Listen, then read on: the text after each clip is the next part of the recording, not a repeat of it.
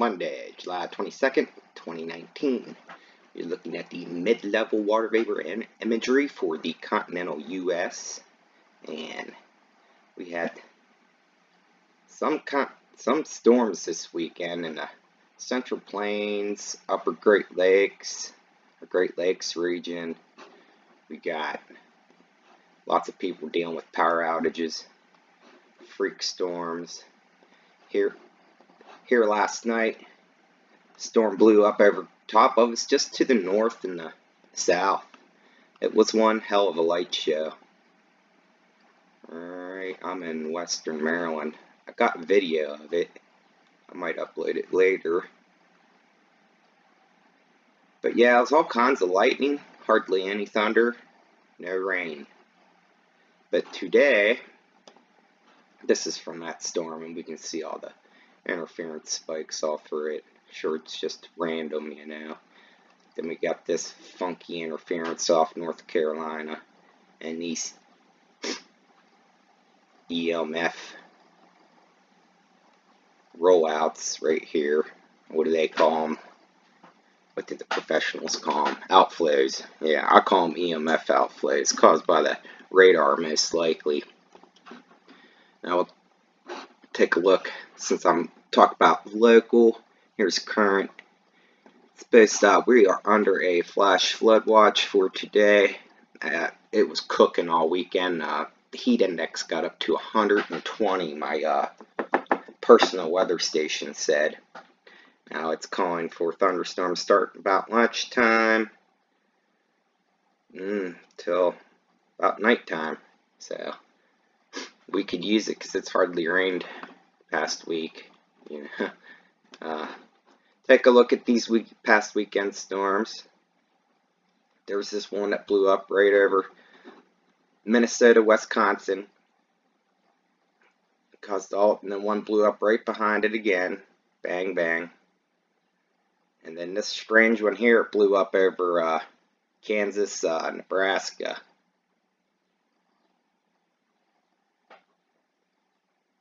And then the storms last night. So, yeah, power outages up there at the Great Lakes region, mainly Michigan. Local, thank goodness it's cooling off. Here's your tornado outlook for today. Parts of Maryland, Delaware, whole state of New Jersey, eastern PA, southeast New York, Connecticut, to Rhode Island, up into Massachusetts. That's like a 2% probability. But always keep that in mind when these storms roll through.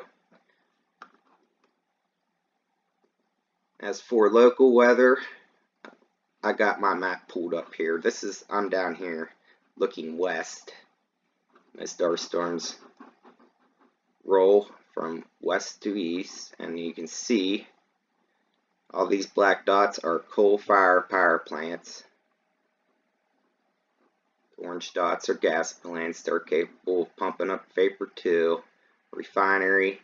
There's a NEXRAD at this NASA facility near Fairmont. And then all these little blue dots are wind farms. Right? Now these wind farms are an intricate part of our weather mod system that is in place over the United States. You have the 43,000 airplanes accidentally geoengineering. You have shipping pollution off in the ocean and the Gulf. You have ground-based cloud seeding operations basically all over the Rockies, and then right below them is your wind farms. Your power plants. I think that about covers it all on your NEXRAD space fence grid. This yesterday, we see this digital ping signature right here in Minnesota, but we can see this interference almost nearly every day, running right down through Nebraska, Kansas, Oklahoma, etc. And what that is, this is your wind farms. It's picking up your wind farms as interference, B, ground clutter. Now, if it's picking it up as interference, that means it's transmitting at the same frequency, or putting off the same frequency as your next rad.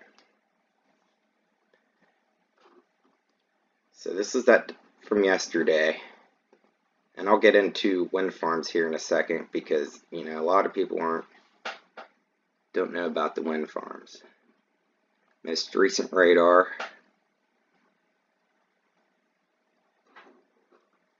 But what I say when I'm looking west here at these coal-fired power plants is this quote right here. Sulfate aerosols from burning coal can make clouds grow bigger and rainstorms stronger.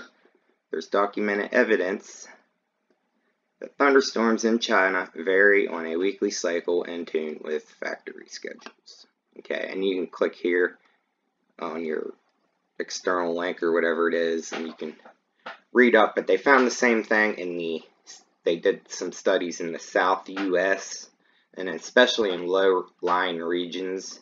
What happens is the pollution at first holds off the rain, but then it comes down like twice as hard because it will eventually fall. It just suppresses it at first, and then it comes down even more so than it would have.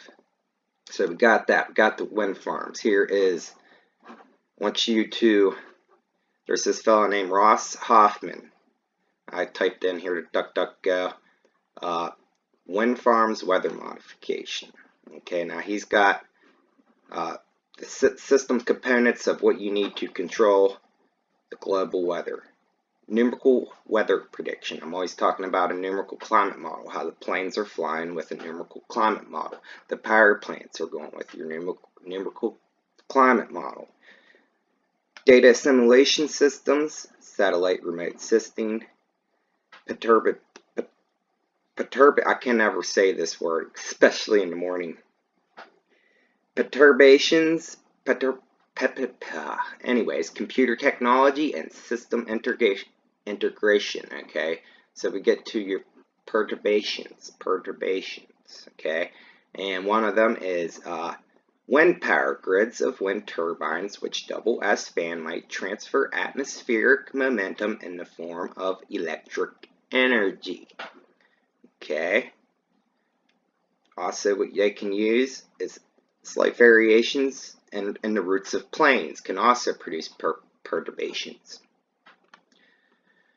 But anyway, so here, transfer atmospheric energy, right? And then we get into, right, here's one, lightning discharges produced by wind turbines. And what this does is it ionizes the sky every 3 turns, right? When the one crosses the bottom base beam, the 2 facing upwards discharge into the atmosphere.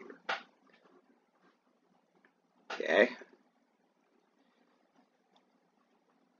Yeah, here's more. Advances in numerical weather prediction require advances in computer technology, nanotechnology, DNA computers, and quantum computing.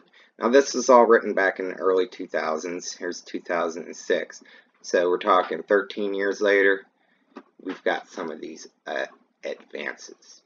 Alright, we already had the grid in place for most of this. We're just waiting on the models to pick it up. Now here, I'm going to continue into the wind farms.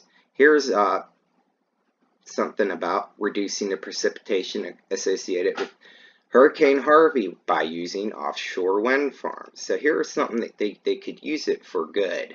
But when you look at it, they're using it for control. And wait till you see, what's this one? Oh, this is about the wakes. It's like sticking a stick up in the middle of a river, like it's going to change the flow of the water. The atmosphere's mainly made up of water in a gaseous state, dusty plasma, whatever you want to call it. So we got that. Lightning discharges, wakes, and then go back. Oh, I had it right here. Here was one from the University of Maryland College Park. Varying the effective roughness of a large wind farm represented in a general circulation model caused changes in downstream weather phenomena. Okay. Here's a picture I took. When I first got into this, I looked out and you can see how it's squared off.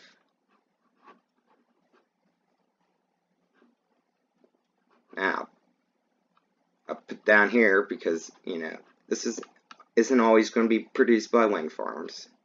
It isn't. I guess it depends on what area you're in and what devices are around you. So I put here there are various ways to create artificial gravity waves, perturbations, or wakes. I am saying the wind farms that have went up over the past 10 to 15 years just to the west, northwest, and southwest of Cumberland has changed our local climate. And that's what I'm trying to get at in this post. So, I get digging a little bit, right? And here this University of Maryland guy, Davidoff, did a study with who? Oh, everybody knows who Dr. David Keith is. The old feller who wants to block out the sun. Alright? So, here they did a study on about altering the climate alteration of surface roughness, which I'm assuming this is more along the lines of your wind farm wakes. And you can go through this. But then I did a little bit more digging on, you know, because David Keith's selling you the climate change the carbon climate change lie, right? Probably pushing for, besides he's pushing carbon capture, which he's invested in, and solar radiation management, and I'm sure other what they call green energy, or here I looked up this David Davidoff who did this study with him, and you know what he's invested into? Renewable energy. Looky here, wind farms. Alright, better put up more wind farms to save us from climate change. When here, wind farms are contributing to climate change. And I just put right here, I'm in Cumberland, where all these wind farms are. And you could see how it could steer your atmospheric flow, because the wind is incredible here anymore. It's unlike anything. I'm not saying it's solely the wind farms, but they have something to do with it. And these freaking weird looking clouds, I don't recall seeing these 15 years ago, 20 years ago, in the 90s. If they did, they were actually a rare occurrence. Not anymore.